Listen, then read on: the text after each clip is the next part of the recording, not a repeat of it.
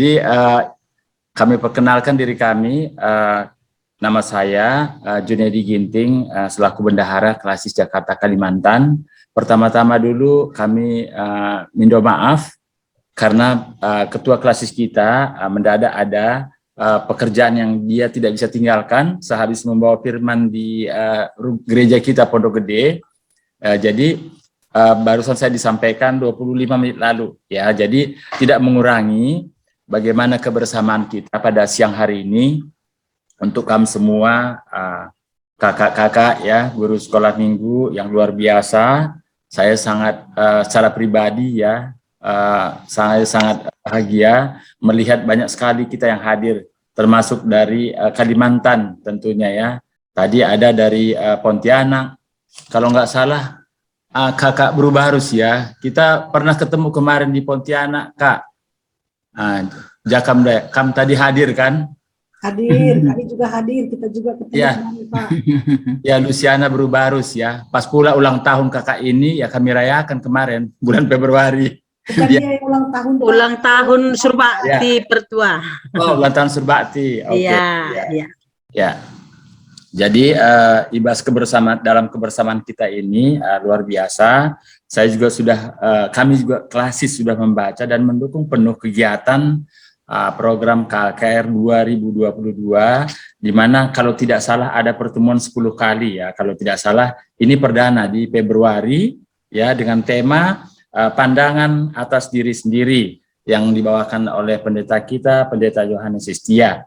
Dan saya juga kenal sekali dengan Pak Yohanes Istia. Beliau juga sangat untuk dalam menyampaikan firman Tuhan sangat tajam, ya. Artinya segala sesuatu kita bisa tanya dan saya percaya semua dia bisa jawab, semua karena kemurahan Tuhan.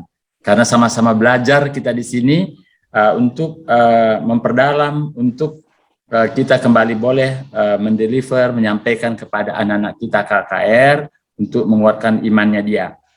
Jadi pada hari ini tanpa panjang lagi kami sampaikan, karena waktu kita juga sudah berjalan 10 menit, marilah kita bersama-sama minta hikmat pengertian dari Tuhan, begitu juga pendeta kita, supaya apa yang dia sampaikan semuanya sampai kepada kita, terdeliver dengan baik, dan kita juga memahami, dan terlebih-lebih Tuhan kuatkan kita untuk menjalaninya seturut dan kehendaknya.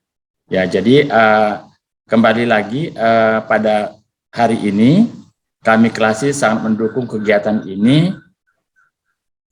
Dan untuk selanjutnya, tentunya ini berkesinambungan, diharapkan kehadiran kita semua. Jika teman-teman kita ada yang tidak hadir hari ini karena ada sesuatu hal, maka untuk berikutnya, mari kita ajak bersama-sama belajar dan sama-sama menguatkan iman kita, dan juga kita sebagai saluran berkat terhadap anak-anak kekasih kita, anak-anak KKR tentunya.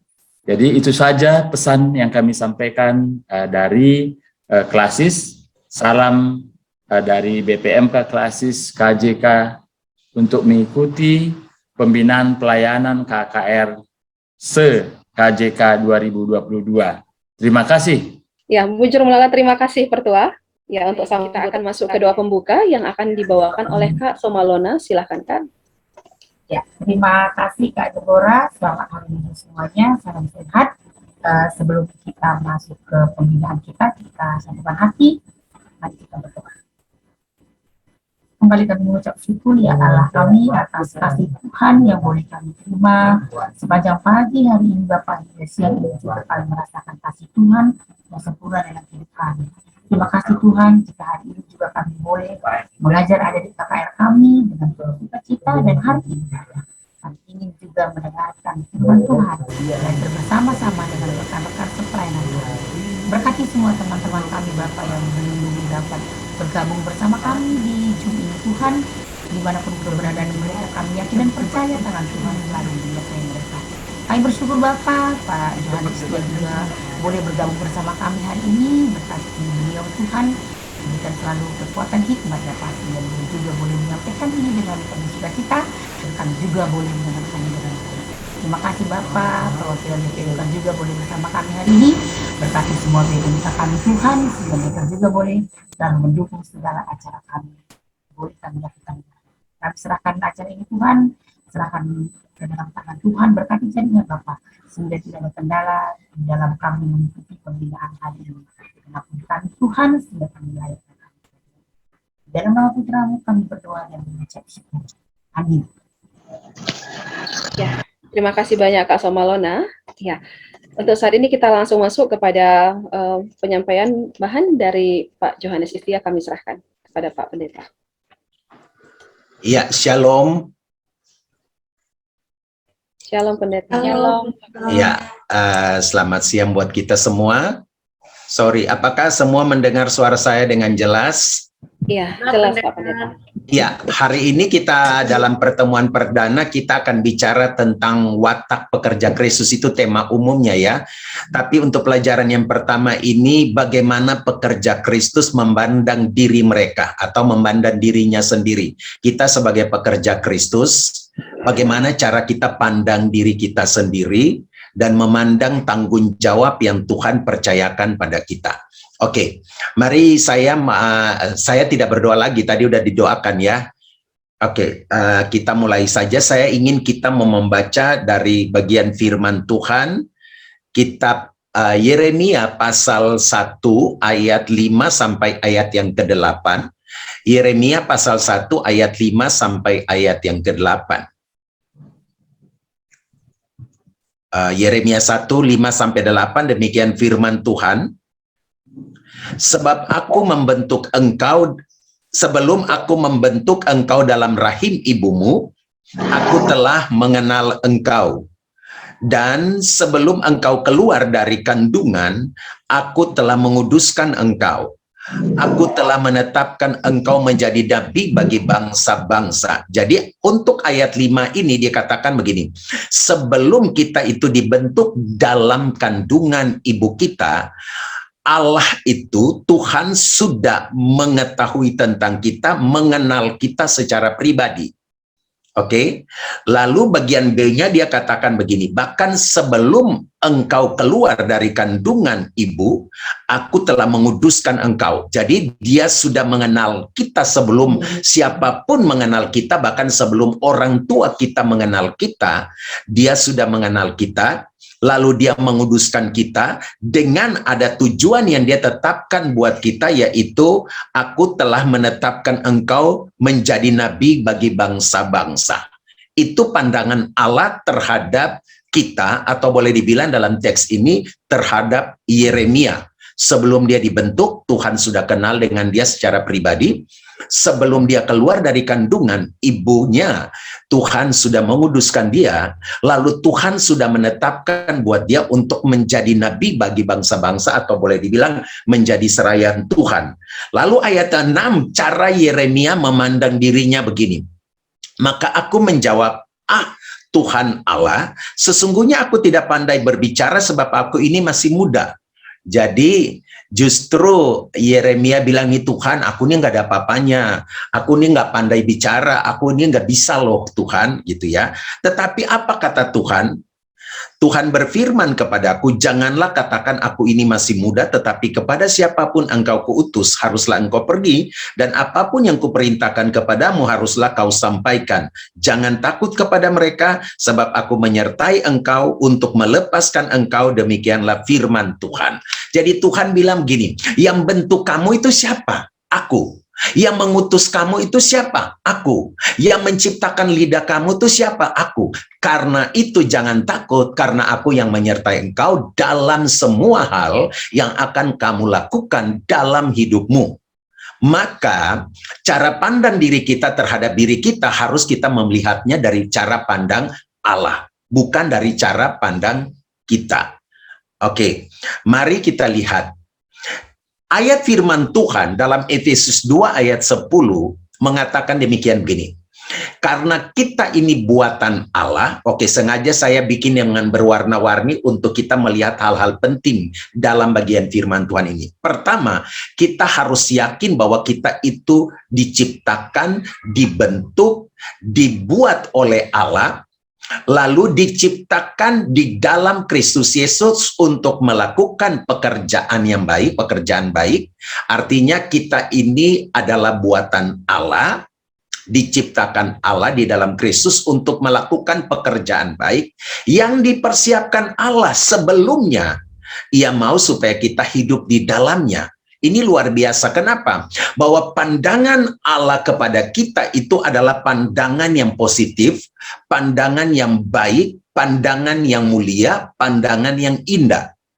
Nah, ketika Tuhan melihat kita seperti itu, artinya kita itu berharga buat Dia, kita itu berarti bagi pekerjaannya, kita itu bagian daripada amanat agung yang Tuhan telah percayakan bagi setiap orang percaya. Karena kita ini buatannya, ditugaskan untuk melakukan pekerjaan Tuhan, supaya kita itu hidup di dalam apa yang Dia telah rancangkan itu. Ya, saya harap jangan kita ngantuk ya, soalnya ini waktu-waktunya ngantuk nih. Ya. Nah, mari coba kita mulai. Saat kita membuat keputusan mengenai apa yang akan kita lakukan, hal pertama biasanya kita menilai kemampuan diri kita, seperti yang dilakukan oleh Yeremia tadi. Ya, penilaian diri itu merupakan bagian dari konsep diri sesungguhnya. Ya, jadi kalau saya menilai diri saya bagaimana, itu sebenarnya tergantung pada konsep diri saya yang saya bentuk itu dalam berbagai hal yang dikumpulkan lalu saya membentuk kepribadian saya ya. Konsep diri adalah pandangan atau kesan pribadi kita terhadap diri kita secara menyeluruh yang meliputi begini. Pendapat kita tentang diri kita sendiri maupun gambaran orang lain tentang kita melalui pengalaman-pengalaman yang mereka lihat atau interpretasi mereka terhadap kita. Nah, masalahnya adalah begini, kita lebih suka mendengar apa kata orang, lalu kita berjalan di atas opini orang, ketimbang kita berpikir tentang apa kata Tuhan tentang kita, lalu kita berjalan di dalam kebenaran kata Tuhan.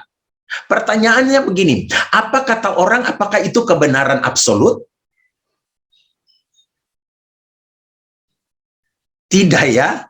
Manusia kan hanya lihat apa yang ada di pandangan matanya dia. Manusia kan hanya melihat, bahkan kalau orang membuat penilaian kadang-kadang juga berdasarkan kepentingan. Jadi dia tidak bisa menilai kita seutuhnya, dia tidak bisa tahu apa yang ada di dalam kita secara utuh kalau bukan Tuhan. Nah, itulah sebabnya kita tidak boleh berjalan atas opini orang atau apa kata orang, tapi apa kata Tuhan tentang saya, itu yang harus saya pegang untuk membentuk kepribadian saya. Oke? Nah, pandangan kita atas diri sendiri akan sangat mempengaruhi semua bidang kehidupan kita. Kalau pandangan kita atas diri sendiri baik dan berdasarkan prinsip-prinsip firman Tuhan, maka kehidupan kita akan stabil dan kita akan baik-baik saja ketika orang menilai kita dengan cara yang berbeda. Jadi kalau orang mau panggil saya apa, misalnya gendut lu, muka jelek lu, saya akan baik-baik saja. Karena apa? Karena pandangan saya terhadap diri saya itu bukan berdasarkan apa kata dia, tapi apa kata Tuhan terhadap saya. Nah, itulah sebabnya saya tidak mau berjalan di atas apa kata orang atau opini orang, tapi saya akan berjalan di apa kata Tuhan terhadap saya. Itu yang luar biasa.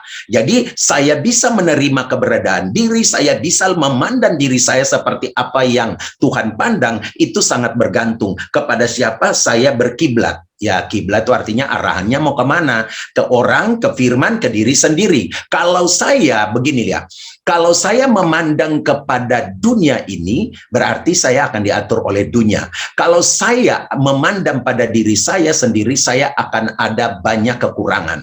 Saya memandang pada orang lain, satu waktu saya akan kecewa. Tapi kalau saya memandang kepada Tuhan, Tuhan itu akan melihat saya seperti biji matanya dia. Dia melihat saya seperti anak kesayangannya. Dia melihat saya sebagai umat pilihannya, kekasih hatinya. Jadi opini orang terhadap kita dengan kebenaran Allah tentang kita itu jauh berbeda. Oke? Maka itu jangan kita ambil hal-hal yang tidak pasti, tapi kita pakai apa yang pasti. Nah, berdasarkan firman Tuhannya. Nah, sebaliknya begini, kalau pandangan kita atas diri kita itu berdasarkan sistem dunia ini atau apa kata orang, maka kita akan bertindak seperti orang duniawi dan menjalani hidup kita seperti apa yang dimau oleh dunia. Ya, itu tergantung pada apa yang melekat pada kita, apa yang kita anggap sebagai apa yang kita lihat untuk mengatur diri kita. Nah, Tuhan tuh mengasihi kita sebagaimana kita apa adanya. Setiap kekurangan, setiap keterbatasan, setiap kelebihan, setiap kemampuan kita, itu kita dilihat Tuhan itu sebagai apa adanya. Tuhan tidak pernah mendiskreditkan kita atau membuat kita seperti orang yang tidak berharga. Itu tidak. Nilai kita di hadapannya tidak ditentukan oleh perubahan yang terjadi dalam diri kita atau di sekitar kita. Jadi biasanya orang menilai kita tuh berdasarkan apa yang dia lihat, perubahan-perubahan dalam diri kita atau apa yang kita lakukan dalam hidup kita. Nah, kita harus menerima diri kita sebagaimana Kristus telah menerima kita. Ya.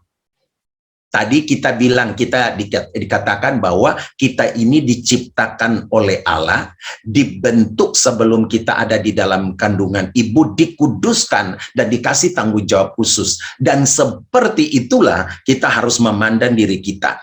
Nah, konsep diri kita yang benar itu dibangun oleh beberapa hal penting yang perlu kita ketahui, sehingga prinsip-prinsip ini membuat kita memandang diri kita sebagaimana Tuhan memandangnya. Nah, apa saja prinsip yang perlu kita ketahui, apa saja hal-hal yang harusnya kita anggap sebagai hal penting yang membentuk kepribadian kita atau konsep diri kita, sehingga kita itu memandang diri kita seperti Tuhan memandangnya.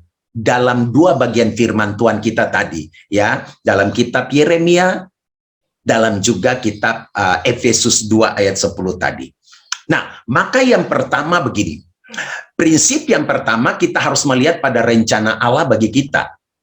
Apa itu rencana Allah? Kita lihat sebagai orang percaya, kita harus paham lebih dahulu rancangan Tuhan dalam hidup kita sejak awal. Tadi kita udah lihat sejak yang di Yeremia tadi ya. Sehingga kita tidak salah paham menginterpretasikan tujuan Tuhan dalam hidup kita. Jadi sebenarnya kita ditempatkan di dunia ini bukan kebetulan. Kita ada dan hidup di tengah-tengah orang Karo, lahir dari keluarga Karo. Itu bukan sebuah kebetulan. Tuhan tidak pernah menciptakan kita dengan serba kebetulan. Tidak. Jadi kalau misalnya kita bilang hidup ini sebuah kebetulan saya lahir di suku Karo, kebetulan saya jadi guru sekolah minggu, kebetulan nanti saya menikah atau sudah menikah, kebetulan saya punya anak nanti, kebetulan saya punya cucu, kebetulan saya sudah tua, kebetulan saya mati, kebetulan saya dapat sorga. Itu semua tidak seperti itu. Allah tidak pernah sembarangan seperti itu. Tuhan menetapkan kita, membuat rencananya buat kita sebelum kita ada dalam kandungan ibu, sampai dia punya rencana dalam kekekalan bersama dengan kita di sorga. Dan itu sebuah planning yang tidak pernah akan Tuhan lalai untuk melakukannya di dalam kita. Nah, kalau kita tahu bahwa rencana Allah itu sempurna, berarti ketika kita hadir di dalam dunia ini pun kita itu sempurna dalam pandangan Dia. Maka itu ketika kita memandang diri kita memandang diri kita harus melihatnya bahwa Tuhan, Engkau punya tujuan yang baik dengan saya. Karena itu saya mau memandang hanya pada Tuhan, rencana Tuhan Allah bagi kita. Nah, yang pertama dia bilang nih, kita bersyukur bahwa Tuhan menjadikan kita secara dahsyat dalam rancangannya yang ajaib. Dia membentuk kita dalam kandungan ibu kita serta menghadirkan kita ke dalam dunia ini. Mazmur 139 ayat 14-16 itu adalah gambaran bagaimana Tuhan membentuk kita di dalam kandungan ibu kita. Dari tidak ada menjadi ada. Dia membentuk buah pinggang kita. Dia sudah menetapkan hari-hari dalam hidup kita. Semuanya udah diatur oleh Tuhan. Bahkan hal-hal yang tidak pernah kita pikirkan pun Tuhan sudah mengaturnya bagi kita. Kita nggak kepikiran bahwa lahir di suku Karo, kan?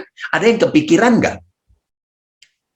Tapi pertanyaan buat kita, kenapa Tuhan taruh saya di suku Karo? Itu kan menjadi pertanyaan yang perlu kita renungkan, bahwa pada akhirnya kita akan mendapatkan satu kesimpulan bahwa tidak ada yang mengatur selain Tuhan. Saya nggak bisa memilih untuk lahir di mana. Tuhan menetapkan itu. Jadi begini, kita tidak bisa pilih untuk kita lahirkan dalam suku apa, orang tuanya siapa, itu kita nggak bisa pilih. Lalu kita juga tidak bisa memilih saya lahir itu cakap, tampan, cantik, jelita, itu saya nggak bisa pilih. Ya, karena itu adalah anugerah Tuhan. Menjadi cantik, menjadi tampan, itu adalah anugerah. Tetapi menjadi baik, itu pilihan. Ya. Saya menjadi baik atau tidak itu pilihan saya. Saya mau berdiri atas opini orang atau saya berjalan pada kasih karunia Tuhan, itu pilihan saya.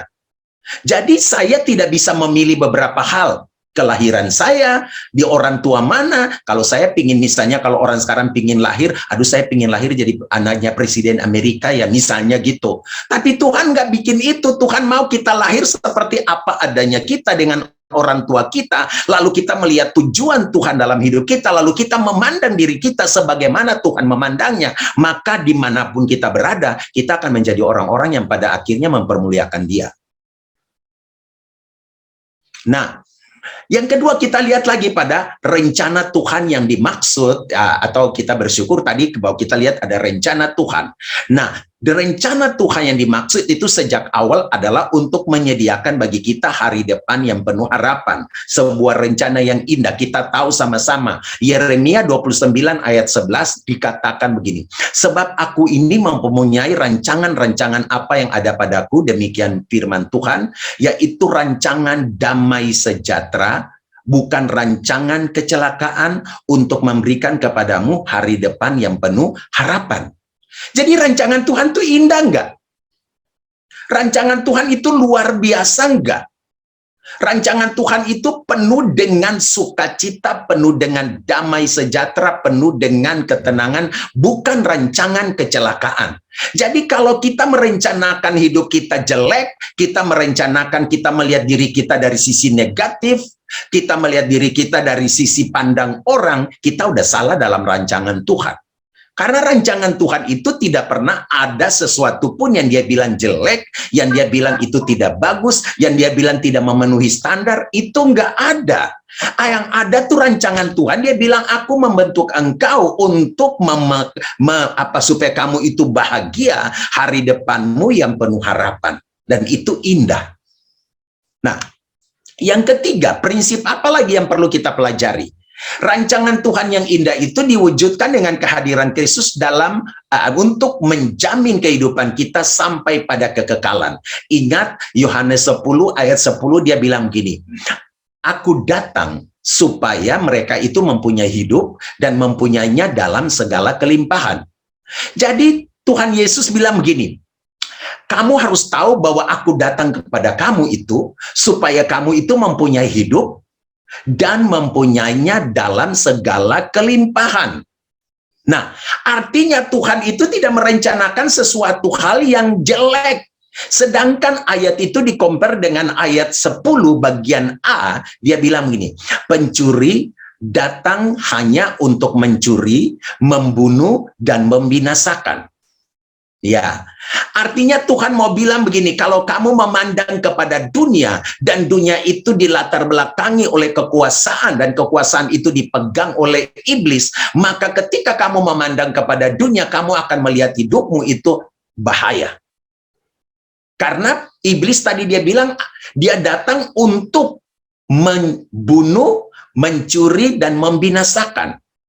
Sedangkan Kristus datang supaya kita mempunyai hidup dan mempunyainya dalam segala kelimpahan. Dua pandangan yang berbeda. Pandangan Kristus selalu mengarahkan kepada hidup yang benar, sedangkan pandangan dunia yang diprakarsai oleh iblis itu membawa kita kepada kebinasaan. Oke? Sampai di sini bisa diikutin apa saya terlalu cepat? Bisa, Pak. Bisa ya? Oke. Nah, prinsip yang keempat yang perlu kita tahu, bahwa untuk rancangan Tuhan yang indah itu, Tuhan membentuk kita, memperlengkapi kita untuk perbuatan baik. Tadi kita udah lihat di Efesus 2 ayat 10 tadi ya, bahwa Tuhan itu membentuk saya dalam pribadi saya seperti ini. Dia memperlengkapi saya dengan seluruh perlengkapannya untuk apa? Membuat saya itu menjadi pribadi yang pada akhirnya dari hidup saya itu ada perbuatan baik yang saya hasilkan. Ada hal-hal yang baik dalam pandangan Tuhan terhadap saya, karena itu saya harus melihatnya sebagai kesempatan untuk melakukan pekerjaan yang baik. Oke?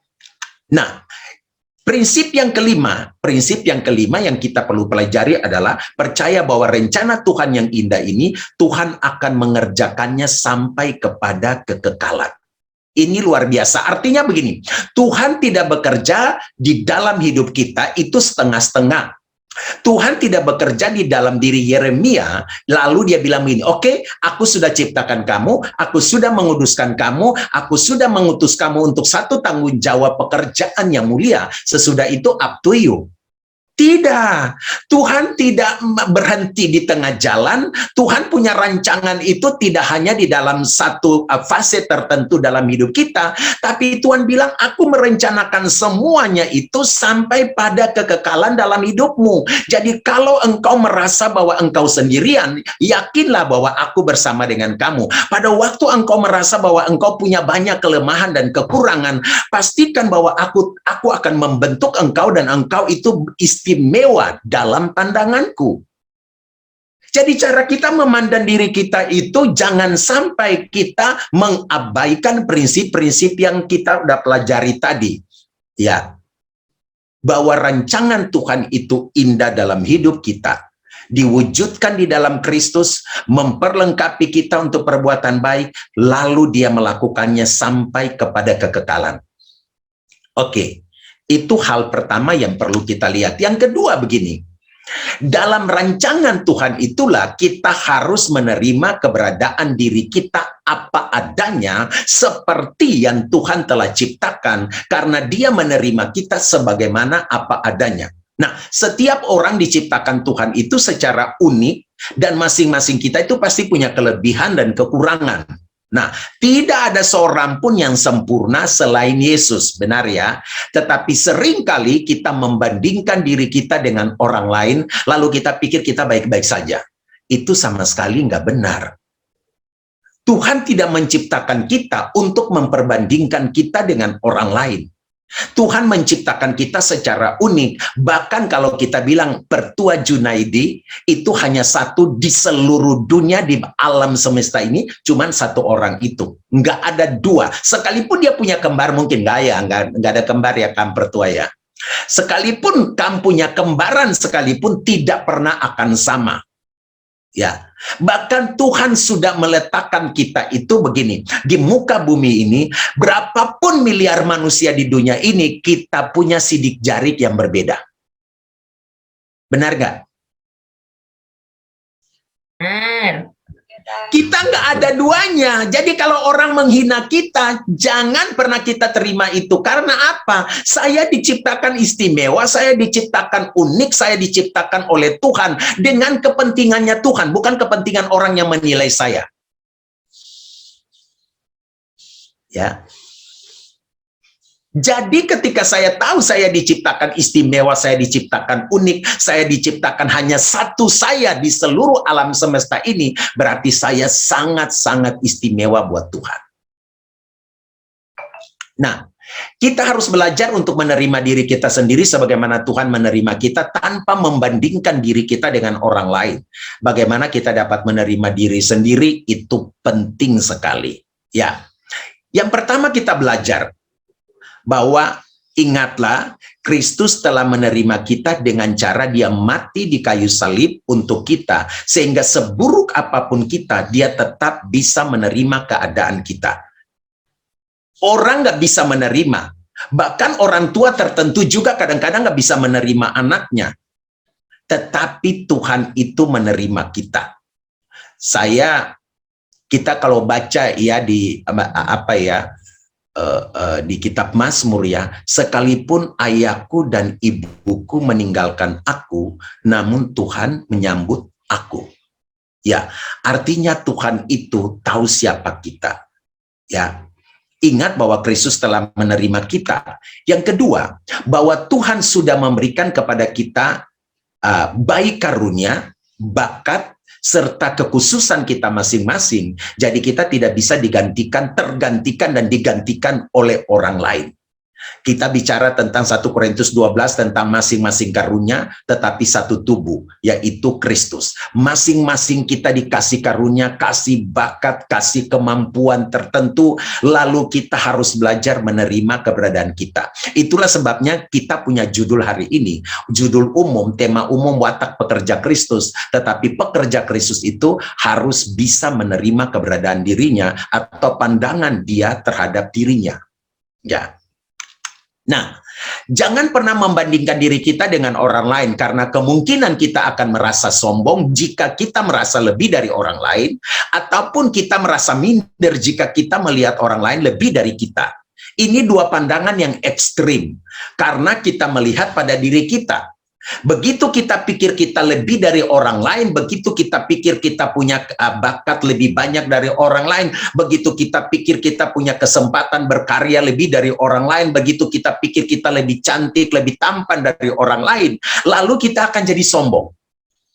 Atau sebaliknya, ekstrim yang lain, ketika kita melihat diri kita ini punya kekurangan, kita melihat tidak terlalu tampan, tidak terlalu cantik, lalu kita melihat diri kita biasa-biasa saja, mungkin orang lain menghina kita, orang lain melihat kita dalam segala kemampuan kita yang mungkin terbatas, lalu pada akhirnya kita jadi minder, kita rendah diri. Ya, karena apa? Kita mengukur diri kita berdasarkan manusia, bukan apa yang Tuhan pandang. Itulah sebabnya jangan pernah membandingkan diri dengan orang lain. Lalu yang keempat, lihatlah pada potensi diri kita. Ya, Tuhan taruh di dalam hidup kita itu, dan Tuhan telah kembangkan itu untuk mempermuliakan namanya. Kita baca dalam Galatia 6 ayat 4-5 ya. Pandangan yang salah terhadap diri sendiri seringkali itu dipengaruhi oleh masalah-masalah seperti ini.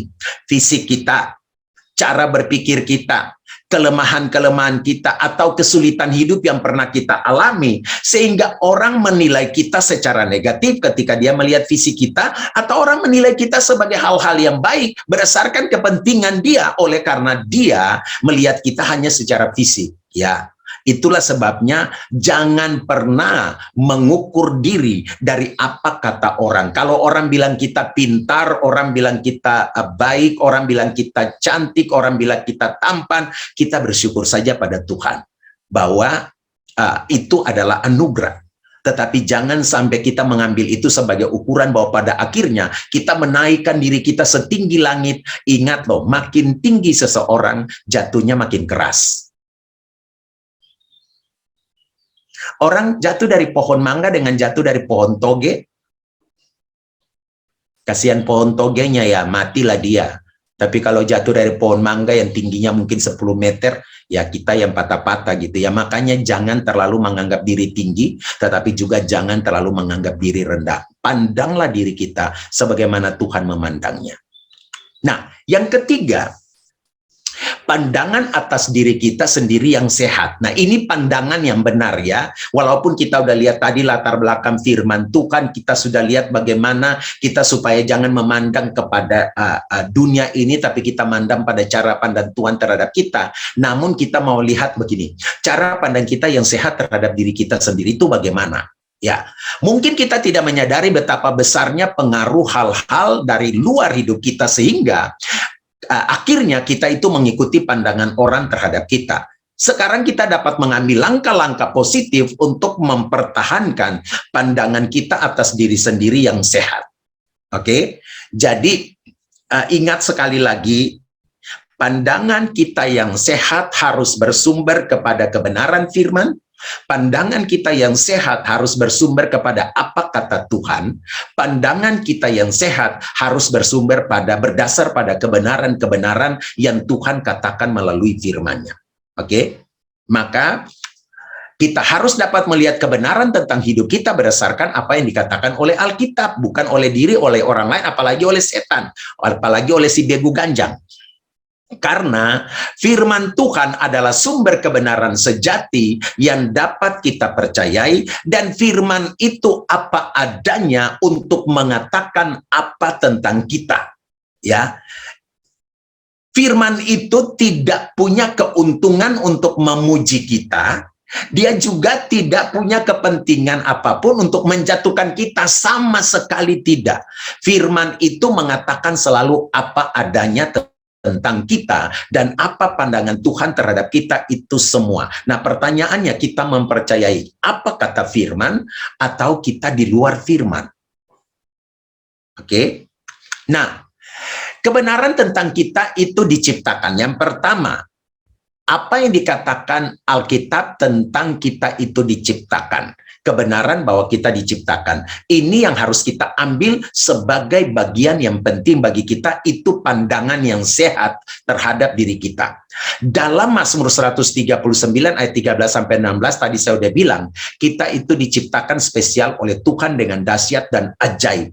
Artinya kalau Tuhan yang menciptakan saya mau diciptakan dalam bentuk apapun, hidung mancung, hidung pesek, mata sipit, mata belok, apalagi ya, mata keranjang nggak ya? Jadi semua ciptaan Tuhan itu indah dalam pandangan Tuhan. Maka saya bergantung kepada hasil create-nya Tuhan, hasil ciptaannya Tuhan yang dahsyat itu. Dan saya tidak mau bergantung kepada apa kata orang, karena orang tidak menciptakan saya. Ya, di dalam tangan Tuhan saya itu sempurna, di dalam tangan Tuhan saya itu mulia dalam pandangannya, di dalam tangan Tuhan saya itu spesial, di dalam tangan Tuhan saya punya bakat, kemampuan, dan seterusnya. Itulah sebabnya kebenaran tentang kita diciptakan oleh Tuhan itu harusnya menjadi faktor utama. Saya diciptakan Tuhan dengan keunikan, saya diciptakan Tuhan dengan dahsyat, saya diciptakan Tuhan dengan kemampuan-kemampuan yang Tuhan telah taruh di dalam diri saya, dan itu amazing. Itu luar biasa, ya. Nah, yang kedua, kebenaran tentang kemampuan diri kita. Jadi Tuhan itu bukan cuma ciptakan kita saja, tapi Dia telah taruh kemampuan-kemampuan khusus yang Dia taruh di dalam kita. Makanya kita harus tahu bahwa kita punya kekurangan dan kelemahan, tapi semua itu dapat kita tanggung di dalam Kristus Yesus. Atau Yesus Kristus. Filipi 4 ayat sangat terkenal ya, ayat 13 ya. Filipi 4 ayat 13 dia bilang apa? Segala perkara dapat kutanggung di dalam Dia yang memberi kekuatan kepadaku. Berapa banyak perkara yang bisa kita tanggung di dalam Tuhan? Kita dialog aja. Ini kan bukan khotbah kan? Segala perkara. Segala perkara berarti berapa banyak? Tidak terhingga. Tidak terbatas. Artinya semua masalah kita. Oke? Apapun berarti kelemahan, kekurangan, keterbatasan, lalu kelimpahan, sukacita, damai sejahtera, apapun yang kita punyai, kita bilang Tuhan itu semua ada di dalammu. Walaupun kadang-kadang mungkin saya ada di tempat yang tidak pas, atau saya ada di dengan orang-orang yang mungkin temperamental, semuanya itu kita memandang sebagai bagian daripada Tuhan sedang membentuk kita. Bahkan untuk membentuk kesabaran kita, kadang-kadang Tuhan taruh beberapa orang yang menjengkelkan di sekitar kita. Kalau semua teman kita, guru-guru sekolah minggu semuanya baik-baik saja kan, kita nggak ada teruji apa-apa. Tapi kadang-kadang ada beberapa tukang cikurak.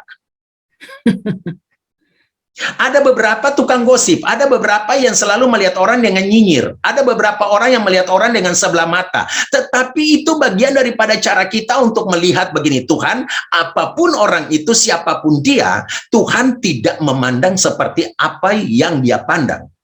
Tetapi Tuhan memandang kita, karena itu segala perkara dapat kutanggung di dalam Dia. Saya mau minta seseorang dulu. Saya mau meminta seseorang dulu supaya ini menolong kita untuk memahami begini. Bahwa kalau kita cara pandang dari sisi kita, kita tidak akan melihat kebenaran-kebenaran yang utuh dari Tuhan. Coba saya ingin lihat, kita membaca Filipi pasal 4 ini ayat yang ke-8. Ayat yang ke-8. Adakah seseorang yang bisa baca buat kita? Saya ya Pak. Ya. Dari luar. Filipi 4 ayat 8. Jadi akhirnya saudara-saudara, semua yang benar, semua yang mulia, semua yang adil, semua yang suci, semua yang manis, semua yang sedap didengar, semua yang disebut kebajikan dan patut dipuji, pikirkanlah semuanya itu. Apakah Tuhan suruh kita pikirkan hal yang negatif di situ? Tidak ada. Apakah Tuhan menyuruh kita untuk memikirkan hal-hal yang negatif di situ? Tidak.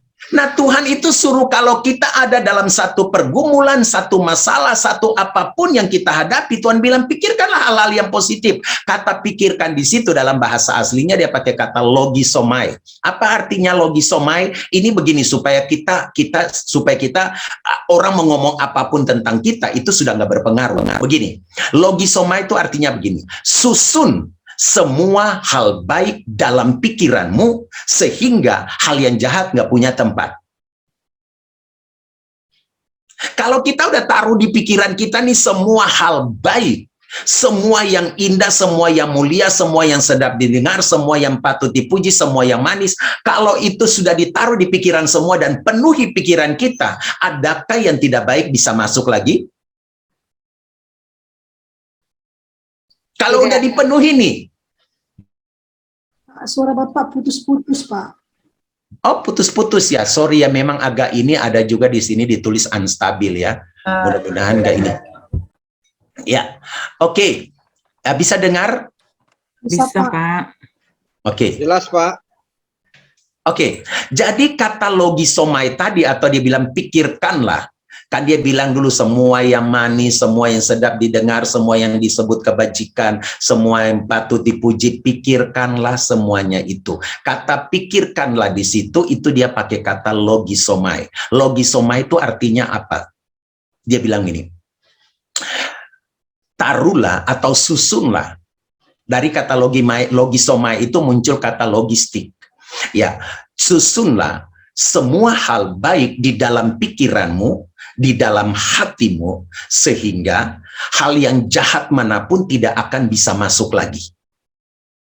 Jadi kalau orang mau ngomong jahat terhadap kita, orang mau ngomong kejelekan kita, orang mau ngelihat kelemahan kita, orang melihat kekurangan kita, kita bisa terima lagi nggak? Nggak akan terima lagi, karena semua hal yang baik itu saya sudah susun di pikiran saya, di hati saya, itu sudah membentuk kepribadian saya, sehingga saya tidak akan menerima hal apapun yang negatif, yang jelek dari luar, untuk saya masukkan ke pikiran, lalu ke dalam hati, apalagi langsung tersinggung, bunuh diri, itu sudah nggak ada di dalam kamus kita. Karena apa? Karena kita sudah menyusun semua hal baik itu penuhi di pikiran kita, di hati kita.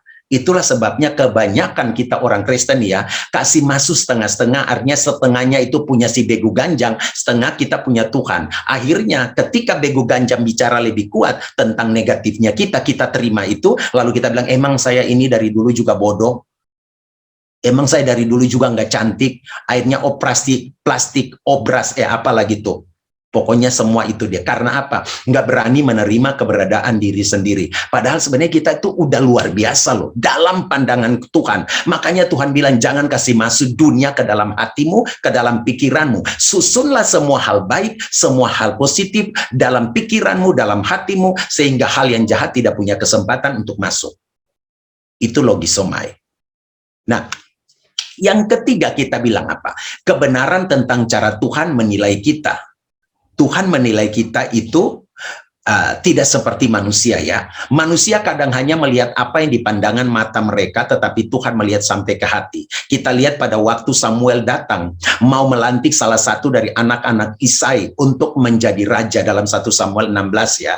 Kita tahu bahwa di situ Samuel langsung terpukau pada kakak-kakaknya Daud.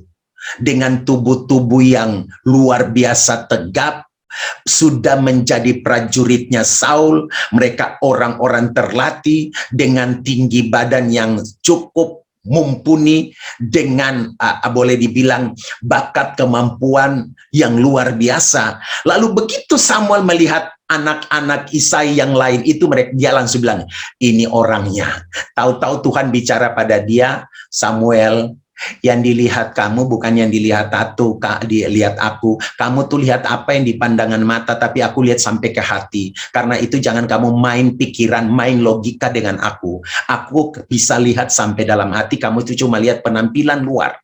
Itulah sebabnya ketika Samuel merasa bahwa ini bukan cara Allah menilai, dia mengatakan, adakah anakmu yang lain? Lalu Isai bilang ada satu tapi kayaknya yang lain-lain aja nggak masuk hitungan, apalagi yang itu nggak deh, kayaknya nggak ada deh, nggak ini deh. Jadi anak bapaknya sendiri itu udah merendahkan dia. Kalau Daud bergerak dari apa kata ayahnya tentang dia, bilang masih ada satu tapi masih kemerah-merahan, dia juga itu nggak ada terlatih apa-apa. Samuel, nggak usah deh, nggak usah panggil dia itu cuman seorang gembala domba, taunya cuman gembala domba aja, dia nggak tahu apa-apa tentang ini, apalagi negara. Enggak deh. Lalu Tuhan berbicara kepada Samuel, suruh dia, panggil dia.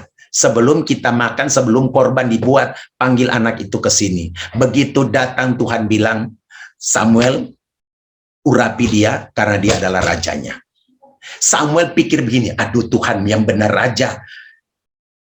Kalau dalam pandangan mata saya, kayaknya ini nggak cocok deh Tuhan. Dia masih muda, masih kemerah-merahan, masih istilahnya anak yang belum punya pengalaman. Tetapi Tuhan bilang enggak. Makanya kalau kan sebagai guru sekolah minggu, jangan pernah rendah diri. Tuhan itu pakai kalian. Luar biasa, saya itu senang sama guru sekolah minggu. Saya juga mantan guru sekolah minggu loh. Sebelum jadi hamba Tuhan, saya juru guru sekolah minggu. Kenapa? Karena saya melihat begini, bahwa kita itu mengambil anak yang belum tahu apa-apa, bikin sampai dia tahu tentang Tuhan, sampai dia begitu bertumbuh dalam iman. Pendeta cuma menerima orang-orang yang sudah dewasa, tapi kalian guru-guru sekolah minggu itu membawa anak dari yang nggak tahu sampai dia tahu. Itu kerjaan kalian, itu luar biasa. Ya. Kita para pendeta kan cuma menerima jemaat yang dewasa, mana ada kita turun ngajar sekolah minggu. Paling 1-2 gereja yang masih pendetanya ngajar, tapi lebih banyak nggak ada. Jadi justru kalian guru sekolah minggu itu luar biasa. Karena apa? Kalian dipilih untuk membentuk orang-orang yang tidak tahu apa-apa untuk menjadi tahu tentang siapa Tuhan. Yang keempat, kebenaran tentang apa lagi? Kebenaran tentang nilai kita di hadapan Tuhan. Kita itu bernilai, kita itu berharga, kita itu tidak ada bandingnya. Mungkin orang melihat kita tidak berharga atau bahkan tidak bernilai dalam diri kita. Tetapi Tuhan melihat kita sangat mulia dan berharga dalam pandangannya. Harga kita itu apa? Pernahkah orang berpikir tentang harganya? Harga kita itu sebenarnya seharga darah Kristus. Karena dia yang membeli kita dengan darahnya. Nah, kalau kita bilang begini, saya punya sebotol aqua. Aqua itu saya telah membelinya dari warung. Pada waktu aqua itu ada di warung, milik siapa aqua itu? Pemilik warung. Dan ketika saya telah memberikan sejumlah uang bagi pemilik warung untuk mensubstitusi, mengganti aqua itu, sekarang saya sudah kasih uang, berarti aqua itu menjadi milik siapa? Menjadi milik saya. Nah, otomatis ketika aqua itu menjadi milik saya, itu semua tentang aqua itu ada dalam kendali saya.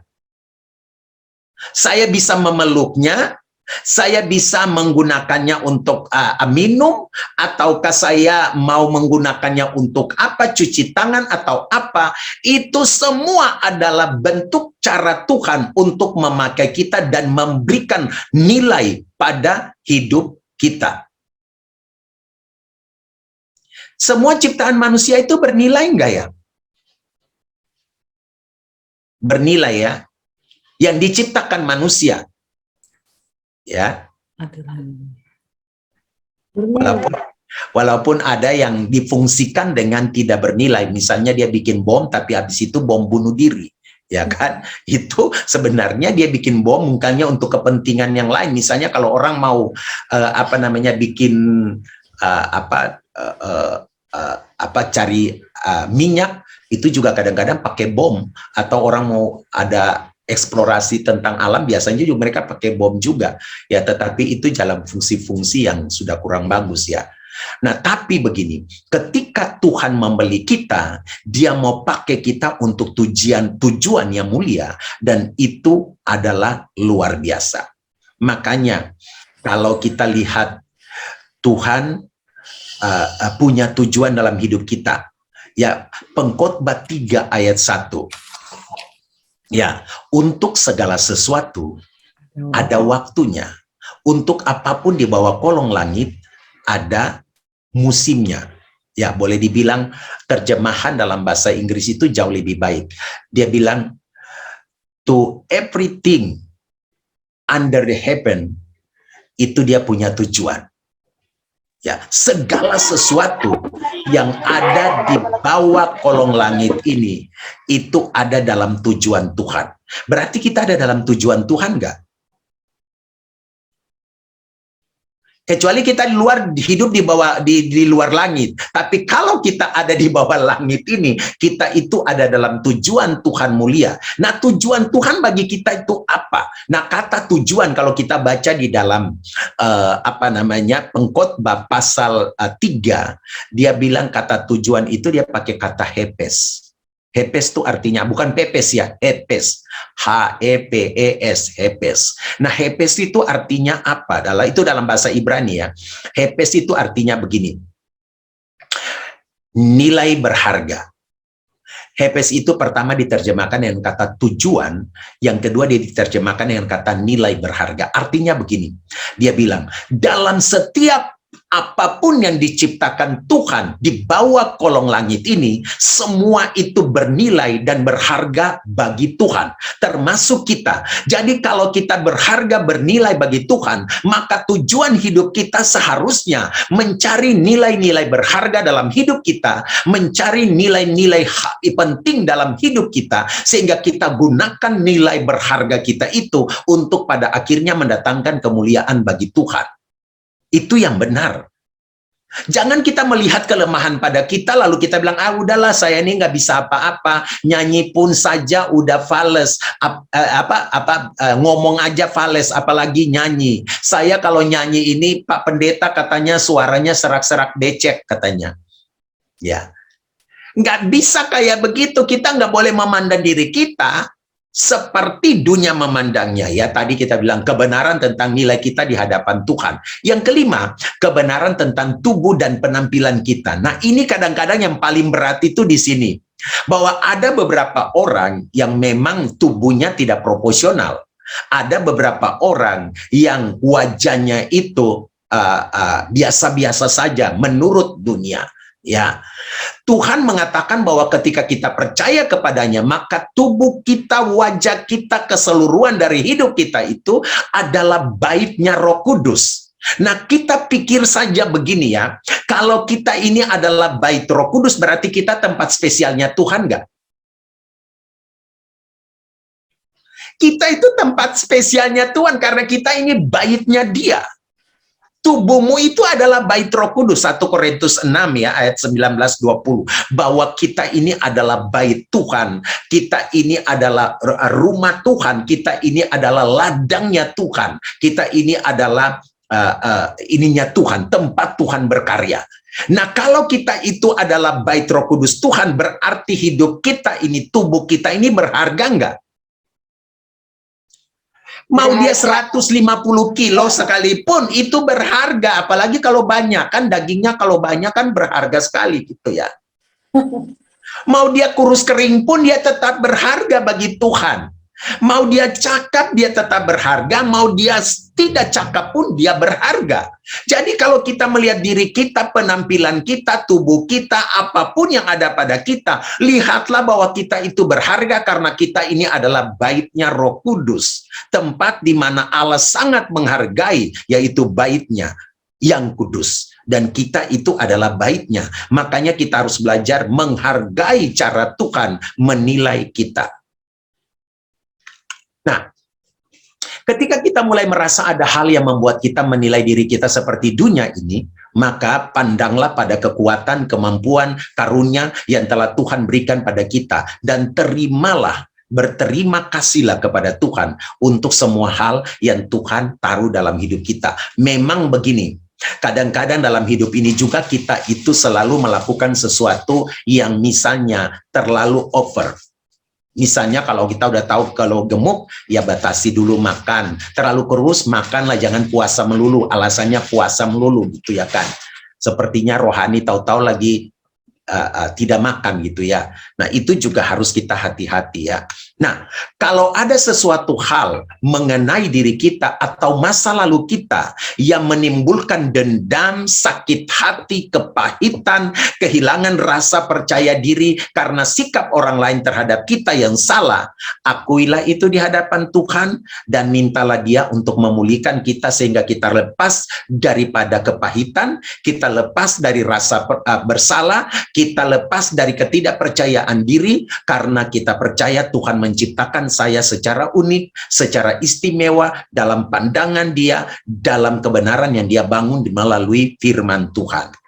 Maka pandangan dan penilaian kita terhadap diri sendiri secara positif berdasarkan firman Tuhan akan sangat berguna bagi landasan perilaku kita, membentuk kita menjadi pribadi yang benar dan baik. Cara pandang kita terhadap diri kita akan menentukan apa yang akan kita lakukan ke depan. Ketika cara pandang kita positif, kita akan melakukan hal-hal yang positif. Cara pandang kita negatif, kita juga pasti akan melakukan hal-hal yang negatif yang merugikan diri kita, merugikan orang lain, bahkan bisa saja mencemarkan nama Tuhan. Ingat, kita diciptakan unik. Sebelum kita lahir, Tuhan sudah mengenal kita. Dia yang membentuk kita, Dia yang menjadikan kita, Dia yang juga menguduskan kita, Dia juga yang menetapkan kita untuk menjadi orang-orang yang pada akhirnya membawa kabar baik kepada siapa saja dalam hidup kita yang terbatas ini. Tuhan ada membuat kita menjadi sempurna. Kita adalah pribadi-pribadi yang diciptakan Allah secara sempurna. Kesempurnaannya itu ada lebih pada Dia hadir di dalam kita supaya kita menjadi sempurna. Bujur, rasma jua-jua kita kerina. Amin. Amin. Selamat. Terima kasih Pendeta. Amin. Ya, terima kasih banyak Bapak Pendeta sudah berbagi banyak sekali kepada kita pada sore hari ini. Baik abang kakak semuanya, ya luar biasa yang disampaikan kepada kita hari ini ya. Dan semuanya itu bermuara pada satu hal, karena Kristus telah mati bagi kita, maka sesungguhnya kita pun sudah dipulihkan. Tapi enggak kita pungkiri bahwa kita hidup di dunia ini banyak sekali tantangan yang kita hadapi, bahkan mungkin dari diri kita sendiri. Apakah ada abang kakak yang ingin bertanya? Silahkan juga. Kalau mau berbagi juga silahkan. Atau ada juga studi kasus misalnya di Runggun masing-masing, di KKR masing-masing, atau bahkan mungkin personal, keluarga, yang sepanjang abang kakak nyaman untuk cerita, silahkan saja. Ya, kami sediakan kesempatan untuk 3 orang pertama, silahkan. Ya, sudah ada 2 yang angkat tangan, baik. Yang pertama Kak Indah dari Cijantung, nanti dilanjut oleh Bibi Nandemori ya, Kak Master. Silahkan Kak Indah. Terima kasih Kak Deborah. Mejua-jua, selamat sore Pak Pendeta. Mejua-jua, selamat sore. Tadi kan kita memandang diri kita harus berdasarkan apa pandangan Tuhan ya tentang kita gitu, bukan apa kata orang. Tapi kalau kasusnya seperti ini Pak Pendeta, jadi dia nggak mau lagi mendengarkan apa kata orang tentang dirinya karena itu sudah kesannya sudah sebagai kesombongan rohani ya, jadi sudah merasa sangat benar, aku ini sudah ikut banget apa kata Tuhan gitu. Jadi semua apapun mungkin masukan dari orang lain padahal gitu, masukan yang bisa membangun dia seperti itu, tapi itu pun tidak dia dengar lagi karena mungkin prinsip yang tadi udah terlalu berlebihan. Itu benar tidak Pak gitu. Terima kasih. Oke, apa langsung dijawab dulu ya supaya enggak ini ya. Oke. Silakan, Pak. Orang bijak itu selalu mendengar apa yang diucapkan orang. Walaupun ada hal-hal tertentu tidak bisa kita menerimanya. Kita tidak hidup di hutan di sebuah goa. Kita hidup di antara orang-orang. Bahkan tadi saya bilang, untuk membentuk kesabaran kita, kadang-kadang Tuhan memakai orang-orang yang menjengkelkan. Kan tidak semua hal baik di sekitar kita. Tapi kita perlu belajar untuk mendengar. Kita diciptakan dengan 2 telinga dan 1 mulut. Artinya sedikit berbicara dan banyak mendengar. Kalau kita tidak banyak mendengar, berarti kita tidak tahu apa yang akan terjadi di sekitar kita dan di sekeliling kita. Kita diberikan kesempatan oleh Tuhan untuk mendengar Tuhan dan mendengar orang-orang di sekeliling kita. Apalagi orang-orang yang dengan niat baik mengatakan sesuatu hal buat kita. Walaupun kadang-kadang itu menurut kita itu jelek, tapi kita dengar saja. Masalah kita mau masukkan itu ke hati atau ke pikiran, kita kan tadi udah belajar bahwa bahwa kalau kita udah susun semua hal baik di pikiran kita, di hati kita, ketika itu baik itu masuk, tapi ketika itu tidak baik secara natural itu tertolak. Saya akan masuk itu ke hati saya kalau itu tidak baik. Tapi saya harus mendengar, karena siapa tahu yang saya dengar itu baik untuk saya. Nah, kalau baik untuk saya, maka saya sudah mendefinisikan apa yang ada di dalam saya itu, semua yang baik itu boleh masuk. Tapi ketika semua yang tidak baik secara natural itu akan tertolak karena saya sudah menyusun semua hal yang baik di dalam hati dan pikiran saya. Sehingga tidak ada tempat untuk jelek. Tapi kalau untuk masalah mendengar, saya harus mendengar dari semua orang. Karena saya bukan hidup di dunia yang nggak ada orang lain. Tuhan menciptakan kita manusia ini sebagai makhluk sosial yang ada di antara orang-orang. Kalau kita nggak mau ada di antara orang, jadi no Tarsan. Yang nggak boleh tinggal dengan orang lain. Tapi kalau selama kita ini makhluk sosial, kita ada di antara orang-orang. Tahu-tahu di antara kita itu juga misalnya di sekeliling kita ada orang-orang yang temperamental, ada orang-orang yang tidak terlalu, nggak apa-apa. Tetapi kita sudah punya apa yang kita paham tentang kebenaran. Dan tadi saya udah bilang, kalau kita udah susun semua hal baik di dalam pikiran kita, di dalam hati kita, kita boleh mendengar masukan orang, tapi kita akan masukkan semua hal yang positif, karena itu punya tempat untuk positif, sedangkan yang untuk negatif nggak punya tempat, sehingga itu tertolak secara alami, secara natural. Ya, jadi untuk mendengar harus. Bahkan ketika orang-orang yang jelek pun, jelek quote and quote ya, artinya orang-orang yang membenci kita sekalipun ketika dia ngomong, kita harus mendengar, sehingga kita juga tahu apa yang ada di dalam hatinya atau apa yang dia mau. Mungkin saja pada posisi tertentu kita salah, bisa saja seperti itu. Lalu kalau kita nutup telinga semua dari antara orang-orang, terus kita mau dengar siapa? Hanya dengar Tuhan. Kalau begitu kamu dengan Tuhan aja, nggak usah yang lain. Enggak, semua orang di sekeliling kita punya potensi untuk memberikan hal positif bagi kita. Semua orang di sekeliling kita punya potensi untuk memberikan hal yang baik. Bahkan dari orang-orang terjelek pun kita bisa belajar sisi positif dari dia. Oke, Pendeta, tapi kalau sikap kita untuk menghadapi orang yang seperti itu bagaimana, Pendeta? Jadi kita sebenarnya mau memberikan masukan untuk dia, tapi ya nggak mau dengar, ya dicuekin aja kali ya. Nah, bukan begitu. Kita sampaikan sebagai pribadi itu kalau tadi dari orang yang sana ya. Nah, sekarang dari kita. Tugas kita kalau kita melihat ada sesuatu yang perlu kita sampaikan, kita sampaikan. Masalah dia terima atau tidak, itu bukan urusan kita. Tugas kita menyampaikan apa yang kita sampaikan, sebab kita nggak bisa mengubah apa yang ada di dalam otak, di dalam pikirannya. Kita melakukan bagian kita, selanjutnya kita minta Tuhan melakukan bagiannya dia di dalam orang itu. Jadi kita juga jangan bilang, oh dia sudah salah terus, oh kita diam aja karena dia itu nanti nggak bisa dengar. Oh nggak boleh begitu. Itu sama dengan kita kompromi dengan orang itu. Kita harus mengatakan kebenaran, walaupun kebenaran itu juga harus dikatakan dengan cara yang baik, cara yang santun, cara yang benar. Sehingga orang juga tidak akan tersinggung dengan, walaupun kita katakan ini kebenaran, tapi dengan cara yang benar. Jangan teriak-teriak atau jangan dengan nada yang tinggi, itu juga nggak boleh. Tapi tugas kita sampaikan, dia mau dengar atau tidak, itu bukan urusan kita. Yang penting tugas kita menyampaikan apa yang kita anggap baik buat dia. Dia mau dengar atau tidak, itu urusan dia. Misalnya juga begini, dalam kasus tertentu, misalnya kita ini kan minta maaf sama seseorang. Saya melakukan bagian saya, misalnya saya minta maaf sama Ibu Indah ya, saya minta maaf sama Kam. Saya sudah melakukan itu, kamu mau maafkan mau tidak, itu urusan Kam.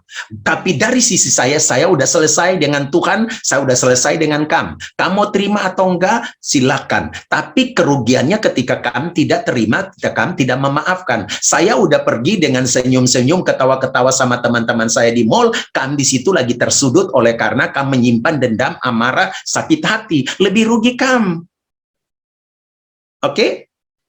Jadi kita sampaikan, oke kita sampaikan. Masalah dia mau terima atau tidak, itu sudah urusan dia. Itu areanya dia, bukan areanya kita.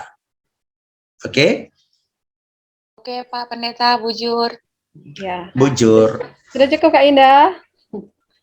Cukup, Kak Deborah. Oke, baik Kak. Terima kasih banyak Kak Indah. Sekarang silahkan Bibi Nandemori. Ya, terima kasih Ibu Moderator. Terima kasih Pak Pendeta sudah banyak menjelaskan bagaimana kita bisa menerima diri sendiri.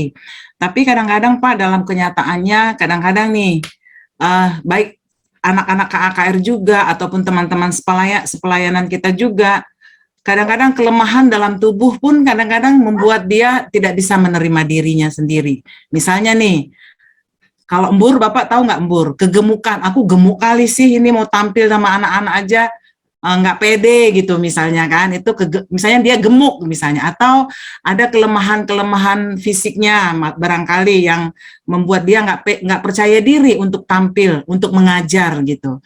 Atau suaranya kadang-kadang, suara saya fals kalau memimpin puji-pujian, saya jangan deh katanya gitu kan. Kadang-kadang itu ya membuat dia nggak percaya diri untuk melayani, atau bahkan anak-anak kita juga KAKR seringkali merasa misalnya kehidupan keluarganya itu juga membuat dia kadang-kadang, apalagi sekarang kan kita pelayanan secara online begini, dia nggak mau bergabung, nggak ikut dia, misalnya mungkin nggak ada pulsanya, katanya itu karena kehidupan keluarganya. Lalu ada juga anak KAKR ini dia nggak percaya diri karena mungkin kelemahan tubuhnya, misalnya barangkali dia cacat seperti itu. Nah, itu bagaimana sih kita bisa mengatasi mereka, Pak? Mungkin bisa dibantu, Pak. Terima kasih. Ya, terima kasih Nande Mori. Begini, yang membuat anak itu berpikir begitu karena lingkungan dia mendukung dia untuk berpikir begitu. Sebenarnya kita harus membangun lingkungan yang selalu berpikir positif dan menolong orang-orang yang punya kelemahan, bukan menjatuhkan atau membuat diskredit buat orang-orang yang punya kekurangan seperti itu. Ini dunia kita, ini dunia yang sudah dipengaruhi oleh setan, dunia yang sudah dipengaruhi oleh hal-hal yang orang melihat lalu menganggapnya sebagai sesuatu yang tidak cocok dengan dirinya, sehingga itu dibangunkanlah opini bahwa orang itu lemah, orang itu nggak bisa, dia itu gemuk, atau dia, semua hal-hal negatif itu tidak pernah dibangun oleh Tuhan. Itulah sebabnya anak itu bisa sampai kayak begitu karena lingkungan membangun dia untuk seperti itu. Makanya kita itu harus membentuk sebuah lingkungan di mana anak-anak kita tuh nyaman untuk menerima apapun dia mau dibully sebagai apapun. Kalau dia udah punya pemahaman, saya ini adalah ciptaan yang mulia, saya ini orang yang terbaik, dan itu kita tanamkan selalu di dalam pikiran anak itu, baik itu dari orang tua, baik itu orang saudara-saudara yang ada di sekeliling dia, orang-orang yang di sekitar dia, dengan kuat, dengan solid membangun keyakinan percaya dia bahwa dia itu baik, dia itu mulia, dia itu dalam pandangan Allah baik. Itu yang akan dia tanam dalam pikirannya, sehingga ketika datang mulian dia nggak peduli. Karena apa? Karena dia udah tahu ada hal baik dalam dirinya dia. Tapi kalau lingkungan dia menunjang apa yang dia sedang alami, nah kebetulan dia cacat, nah kebetulan dia punya kekurangan, dia punya keterbatasan, lingkungan dia itulah yang paling utama yang membuat dia tambah jatuh. Itu akhirnya orang-orang itu ketika membuli dia tambah down, dia tambah tidak berharga, dia melihat dirinya itu begitu tidak berharga. Karena apa? Lingkungan menjamin dia subur di lingkungan seperti itu. Itulah sebabnya kita harus menciptakan, ketika kita tahu ada anak-anak yang mungkin punya kekurangan, punya keterbatasan, cacat tertentu, kita harus membuat dia nyaman dengan kita punya cara omong kepada dia, kita mungkin punya cara mengangkat dia dengan memberikan semangat buat dia, sehingga dia tahu bahwa dalam kondisi seperti ini pun dia diterima. Bukan dia dicaci maki, bukan dia direndahkan. Ya. Dan itu biasanya orang nggak berani menerima seperti itu. Dunia kita udah dilatih untuk melihat hal-hal yang sempurna sebagai hal yang utama. Sedangkan hal-hal yang kurang itu untuk kesempatan dibully. Itu yang nggak boleh. Itu nanti kita menciptakan generasi monster semua. Iya. Ya, jadi pada akhirnya lingkungan yang sangat menentukan. Kalau dia di rumah dia ditolong oleh orang tuanya, dia diterima oleh orang tuanya, dia dikasih masuk hal-hal yang positif tentang dirinya, hal-hal yang ini jangan lihat kecacatannya, jangan lihat apanya, tapi lihat dia bagaimana dia berguna. Paling tidak kita bilang begini, kamu punya fisik begini, tapi kamu punya hati luar biasa baiknya. Kamu itu di pandangan Tuhan, kamu itu luar biasa. Kalau seperti itu, kita akan mendapat walaupun dia cacat secara fisik, tapi dia itu anak istimewa oleh Tuhan. Dan kita akan mendapati hal-hal baik yang keluar dari dirinya. Ya. Oke, Pak. Bilang sama dia bahwa dia kita tidak meminta dia, atau kita tidak meminta dia untuk terlahir seperti itu, atau terlahir dengan kekurangan. Orang tuanya bahkan juga tidak mau dia terlahir seperti itu. Tetapi kalau Tuhan mengizinkan dia untuk mengalami itu, percayalah bahwa Tuhan punya keistimewaan untuk dia. Karena itu harus membangun cara dia berpikir, cara dia untuk melihat lingkungannya dari hal-hal yang positif. Ya. Iya Pak, tapi kalau untuk menolong guru yang memang nggak percaya diri dengan kelemahan dia, gimana tuh Pak? Yang misalnya masalah memimpin puji-pujian, fisiknya yang dia anggap kurang bagus untuk dilihat anak-anak gitu kan? Padahal sebetulnya anak-anak juga nggak menolak mereka untuk mengajar kalau udah gendut misalnya gitu kan, tapi dia nggak pede. Nah yang paling ini sekarang yang puji-pujian ini Pak, saya jangan puji-pujian deh, saya nggak ada suara. Gimana kita bisa menyemangati mereka? Itu kayak seperti duri dalam daging gitu kan Pak ya? Betul. Jadi begini, semua datang dari pemahaman kita tentang pandangan diri kita tentang diri kita masing-masing. Jadi kita kalau pandang diri kita tidak bisa, tidak mampu, tidak dapat melakukan itu, seperti itulah yang akan kita bangun dalam kehidupan kita. Tapi kalau kita bangun dengan Tuhan pakai saya, Tuhan bisa memakai saya, dari yang tidak ada apa-apanya bisa menjadi sesuatu, Tuhan bisa memakai saya dari orang yang tidak sempurna menjadi sempurna dalam pandangannya dia, Tuhan bisa memakai saya dalam kekurangan, keterbatasan kita, itu kan semua ada tekniknya. Kalau misalnya suaranya fales, kita bilang oke, adik-adik yang tahu lagu ini nyanyinya dengan suara yang lebih kencang ya, supaya bisa kita sama-sama memuliakan Tuhan. Tuhan kan gak lihat selalu suara kita. Kalau kita punya kekurangan, masih ada teknik untuk menutupnya. Ya, teknik itu misalnya kita suruh anak-anak yang lebih tahu, oke, nyanyi yang kencang ya. Ya, seperti itu bisa saja gitu ya. Nah, itu adalah bagian daripada cara kita untuk menolong diri kita, tapi terutama begini, kita harus bisa menerima diri kita dulu. Keadaan seperti itu terjadi lebih besar pada kita tidak bisa menerima keberadaan kita apa adanya. Sehingga kita menjadi orang yang pada akhirnya introvert, menyalahkan diri terlalu dalam, sampai akhirnya kita bilang, saya ini nggak bisa apa-apa. Ya, tertawa aja fales misalnya gitu. Nah, itu contoh-contoh ya, sebenarnya bisa kok, itu ada banyak teknik. No, apalagi guru sekolah minggu itu harusnya punya teknik untuk menutup kekurangan itu. Semua kita punya kekurangan, tapi kan ada teknik untuk menutupi kekurangan kita. Misalnya kalau dalam bawa pujian, oke, karena suaranya fales, oke, adik-adik yang bisa tahu pujian ini, nyanyi yang keras ya, supaya nutupin suaranya dia nyanyinya pelan-pelan aja gitu kan. Daripada dia mau hantam suaranya padahal fales, anak-anak punya jadi tutup telinga gini gara-gara dia nyanyi.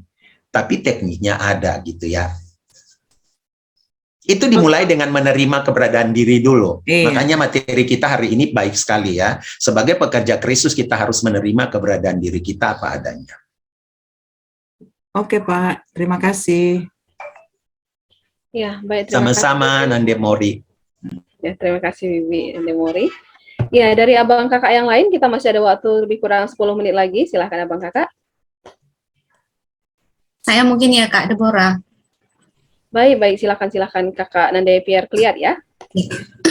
Pertanyaan saya mungkin sedikit ini ya pendeta. Mungkin dia lahir dari keluarga yang miskin, tidak pintar. Apakah itu pilihan atau rancangan Tuhan buat dia? Terus yang kedua, suatu hal mungkin yang terjadi dalam hidup kita yang tidak pernah kita pikirkan. Contoh seperti saya pernah mengalami kedukaan yang sangat berat, kehilangan anak umur 3 tahun. Kalau kita baca di Yeremia 29 ayat 11 tadi dikatakannya bahwa Tuhan tidak akan memberikan rancangan kecelakaan. Tapi pada saat itu saya merasakan itu rancangan kecelakaan bagi saya. Saya nggak sanggup untuk menerima itu gitu pendeta. Karena anak yang saya kasihi, yang saya lahirkan harus di saat-saat yang paling umur yang menggemaskan, yang saya rasa lagi lucu-lucunya, ya lucu-lucunya, dan saya pikir itu adalah anugerah Tuhan yang baik sekali bagi keluarga saya gitu. Tapi pada suatu saat Tuhan ambil dia, dan saya merasa, kok seperti ini rancangan Tuhan bagi saya ya. Pada saat itu saya merasa rancangan kecelakaan bagi saya gitu loh pendeta. Tapi mungkin berjalan waktu mungkin sampai sekarang juga sudah hampir 6 tahun, saya juga belum tahu persis apa rencana Tuhan buat itu semua, tapi saya percaya bahwa sekarang saya ambil hikmahnya, kalau ada kejadian, seseorang yang mengalami seperti saya bisa menguatkan dia. Mungkin baru sampai di situ, titik di situ saya mengerti apa rancangan Tuhan. Untuk seterusnya saya belum tahu apa maksud Tuhan dari kejadian itu. Mungkin itu saja pertanyaan saya, pendeta. Terima kasih. Iya. Kam anaknya mati umur 3 tahun ya, meninggal ya. Saya anakku mati umur 19 tahun. Ya, lebih istilahnya, kalau dikukur 3 tahun lah, kita baru biaya berapa 3 tahun. Ini 9 tahun sampai dia udah remaja, diambil. Ya, itu kan satu hal, tetapi saya tidak memikirkan itu sebagai sesuatu hal yang akhirnya membuat saya down tuh enggak. Saya percaya ada rancangan Tuhan yang indah, yang di luar rancangan saya, keterbatasan saya sebagai orang tua atau sebagai manusia, atau bahkan sebagai seorang pendeta. Itu nggak ada kepikiran. Makanya belajarlah untuk bagaimana memahami bahwa Tuhan itu punya rancangan di luar logika berpikir kita manusia. Kita pikirkan semua harus berjalan sesuai dengan rencana kita, maunya begitu. Tetapi kan Tuhan bilang rancanganmu bukan rancanganku, jalanmu bukanlah jalanku. Seperti tingginya langit dari bumi, demikiannya tingginya jalanku dari jalanmu dan rancanganku. Ini ayat firman Tuhan yang kita hari ini khotbahkan loh, dari Yesaya 55. Memang diambil ayat 10 sampai 13 ya, tapi saya tadi khotbah di Tangerang itu saya bawa dari ayat yang ke-6 sampai ayat 13. Artinya saya mundur 3 ayat ke ini untuk melihat bahwa ada rancangan Tuhan yang jauh lebih tinggi daripada rancangan kita manusia. Ya, nah itu satu dulu, bahwa kita udah taruh di dalam pikiran kita bahwa kita terbatas untuk merancangkan sampai kepada hal-hal yang seperti itu. Makanya begini, kalau kita kan compare itu dengan apa yang dialami oleh Ayub, kita baru 1 anak. Ayub semua anaknya, hartanya habis semua. Dia sendiri sakit, istrinya bilang kalau begini caranya dia nggak siap miskin, kalau begini caranya kutuklah Tuhanmu dan matilah kau. Teman-temannya pergi ngacir ketika dia banyak, ibarat ada gula, ada semut, gula habis, semut ngacir. Itu semua terjadi pada Ayub, kesehatannya terganggu. Bahkan yang lebih parah dikatakan bahwa dalam 39 pasal Ayub itu bertanya kepada Tuhan dalam kitab Ayub. Ayub selalu bertanya pada Tuhan, Tuhan kasih tahu pada saya apa yang harus saya lakukan dalam posisi seperti ini, apa yang menjadi hal yang membuat engkau menghukum saya seperti ini. Tapi luar biasanya dalam 39 pasal kitab Ayub, Allah silent. Allah tetap diam. Kira-kira kalau kita tahu bahwa seseorang yang tahu semua jawaban terhadap kehidupan, dan kita bertanya pada orang itu, lalu orang itu tetap diam saja padahal dia tahu jawabannya, apa yang harus kita pikirkan? Kita mungkin pikir, ini orang ini gimana sih ya, masalah dia tahu semua jawabannya, tapi kenapa dia nggak kasih tahu pada saya ya? Itu rahasia terbesar Tuhan. Tetapi di atas semuanya itu Ayub dibawa sampai melihat begini. Ketika kita baca Ayub pasal 42 ayat 2, dia katakan begini. Aku tahu bahwa engkau tidak pernah akan gagal, segala sesuatu yang dirancangkan pun tidak ada satupun yang gagal. Lalu ayat 5 dalam kitab Ayub 42 dibilang nih, dulu aku tahu engkau hanya dari apa kata orang. Kalau dalam bahasa Inggris dia bilang, I know you by rumors. Aku hanya tahu engkau dari apa kata orang, dari rumorsnya orang. Tetapi sekarang ketika aku menderita, aku mengenal engkau secara pribadi. Jadi kalau kita berada di dalam situasi seperti itu, pandanglah bahwa Tuhan sedang membawa kita untuk mengenal dia secara pribadi. Sehingga kita nggak ada dendam, nggak ada sakit hati, nggak ada rasa tertekan, nggak menyalahkan Tuhan, nggak menyalahkan orang-orang di sekitar, atau menyalahkan siapapun. Tidak, karena saya tahu ada hal dalam hidup saya di luar kemampuan nalar saya sebagai manusia. Itu Tuhan. Dia bekerja di luar nalar kita. Itu pertanyaan nomor 2 dulu yang saya mau ini ya. Jadi kita dua punya kasus yang sama, walaupun kan di umur 3, saya di umur 19 tahun ya. Karena saya pergi dalam usia 19 tahun. Nah, itu berarti bahwa Tuhan itu kita harus memandangnya sebagai pribadi yang paling tahu semua yang terbaik dalam hidup kita. Toh kita, dengan kita meratap, dengan kita menangis, dengan kita mengubahkan pandangan kita terhadap Tuhan, mungkin kita bilang Tuhan jahat, Tuhan nggak begini. Apakah itu mengubah keadaan? Mengubah anak kita lantas jadi hidup lagi? Enggak. Kalau semuanya itu nggak mengubah keadaan, kenapa saya harus melemahkan iman saya hanya untuk sesuatu yang saya tahu itu tidak akan mengubah apapun? Makanya saya harus bangkit. Saya harus percaya Tuhan, apapun yang terjadi dalam hidup saya tahu ada rancangan Tuhan yang indah.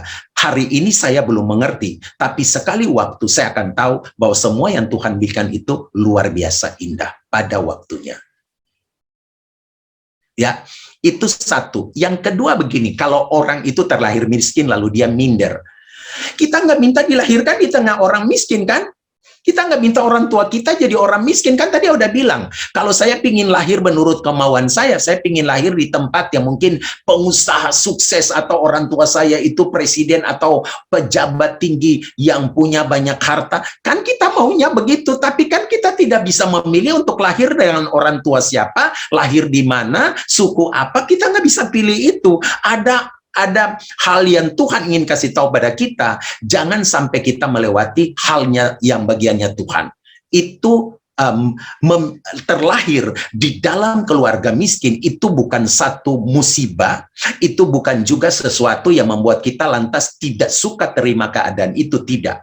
Terlahir di dalam keluarga miskin itu satu kasih karunia karena Tuhan menganugerahkan kita lahir di situ. Ini harus kita bawa pandangan ini.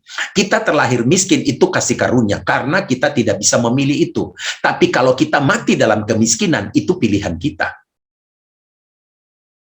Kemiskinan ilmu pengetahuan, kemiskinan kasih, kemiskinan untuk menerima orang lain, kemiskinan untuk menerima diri sendiri, itu miskin, lebih miskin dari orang miskin yang sesungguhnya.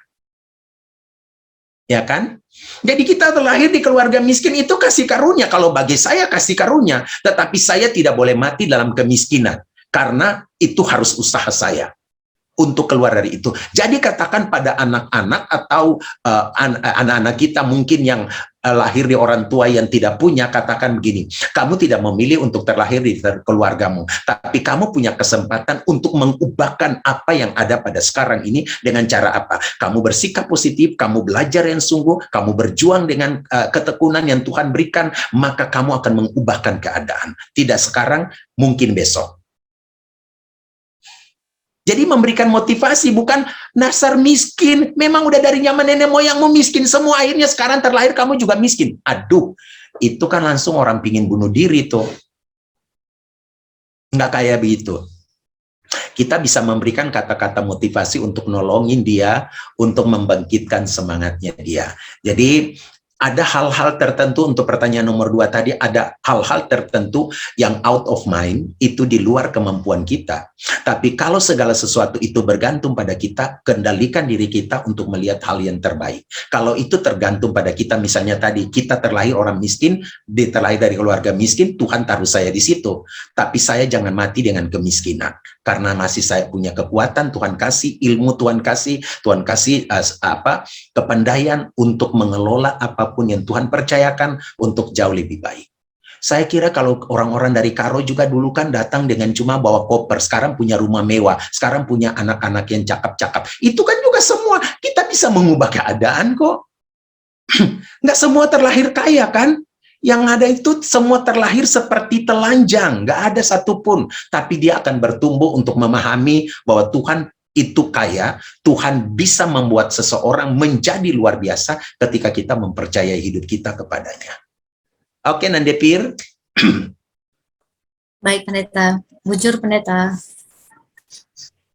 Iya, bujur juga Kak Nandepir dan juga Pak Pendeta. Ya, ini sudah menunjukkan jam 3.45 ya, Bi ya. Jadi sebenarnya kita masih pingin banyak lagi yang boleh sharing dari abang kakak. Dan sepertinya masih bisa lah nanti disimpan ataupun juga kalau mau di-sharingkan di bahan kedua karena masih ada kaitannya ya. Berhubung dengan waktu kita juga sudah hampir menuju jam 4, mungkin ada juga yang mau beribadah abang kakak yang lain di runggunnya masing-masing. Jadi kita akan Sebelumnya terima kasih banyak pendeta, sudah banyak sharing dan juga sudah membantu kita juga. Beberapa pertanyaan-pertanyaan tadi sudah dijawab, luar biasa. Tuhan terus memberkati pelayanan Pak Pendeta. Untuk saat ini kita serahkan kepada Bibi Nandemori untuk memberikan warta. Silakan Bibi. Terima kasih Kak Deborah. Selamat sore kepada kita semua, teman-teman pelayan KAKR Klasis Jakarta Kalimantan, bahwa pembinaan pelayan kita di pertemuan kedua nanti itu adalah dengan tema membangun sistem yang kekal. Jadi kita akan PA lagi di minggu keempat di bulan Maret. Kemudian sermon kita di tanggal 6 Maret ini, itu tuan rumah adalah Pondok Gede. Sudah siap ya Kak Ivo dan teman-teman, Kak Bibo. Kemudian pembimbing sermon kita nanti adalah Pendeta Sahabat Perangin-Angin. Nah, dan untuk PA anak remaja dan pra remaja itu pembimbing PA-nya nanti adalah Pendeta Yohana Bruginting, lalu nanti tuan rumahnya adalah teman-teman kita dari Runggun Bogor. Dan satu lagi teman-teman sekalian, kursus dasar untuk pelayan KAKR akan kita laksanakan di tanggal 3 Maret. Kami sudah melihat di grup bahwa teman-teman semua sudah mendapatkan surat dari KAKR Klasis Jakarta Kalimantan, dan kita akan bergabung bersama-sama untuk mengupas tentang kursus dasar yang sudah disiapkan materinya dari KAKR Modramen. Mungkin itu saja Momo dari kami. Terima kasih banyak. Terima kasih kita telah bergabung, dan bulan depan kita doakan supaya kita lebih banyak lagi daripada yang berkumpul pada hari ini. Bujur. Ya, bujur Bibi Nandemori. Ya, abang kakak semuanya, kita sudah ada di akhir dari kegiatan kita. Mohon maaf kalau tadi sekiranya ketika ada dibagikan link itu agak bermasalah ya mungkin ya, tapi jangan khawatir, kita sudah screenshot semuanya pesertanya yang hadir hari ini. Nanti juga kita bisa sempurnakan dengan kita foto bersama selesai nanti acara kita ini ya Bang Kakak ya, supaya itu sebagai presensi kita juga secara manual seperti itu. Terima kasih atas resiliensinya abang kakak semuanya dari jam 2 tadi hingga sekarang, dan minggu depan jangan takut, kita masih bertemu lagi abang kakak ya di event lainnya yang dari Klasis. Ya, untuk ini kita akan akhiri dengan doa penutup yang akan dibawakan oleh Pak Pendeta Yohanes, dan sekiranya ada topik doa yang memang abang kakak ingin sampaikan, silakan sebelum nanti ditutup oleh Pak Pendeta Yohanes. Silakan. Oke, tidak ada abang kakak? Baik. Mungkin teman-teman kita tadi yang isoman. Oh iya, betul. Ya. Ada 2 orang tadi Pak Pendeta untuk yang di isoman, Kakak Nande Cindy dan juga Kak Viro ya. Ya, Nande Cindy. Intim. Aku sudah bukan isoman lagi, udah kerja. Baik. Sudah sembuh ya Kak? Udah kerja. Ya. Iya.